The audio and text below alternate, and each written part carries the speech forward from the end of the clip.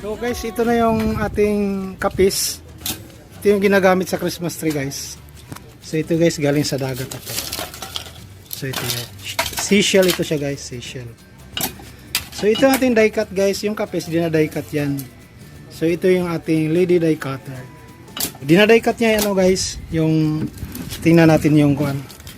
Uy, madami na pala siya na die cut eh. Yan o. Wala pang laman. So ito yan guys. Dinadie cut yan. Yan. So ito yan.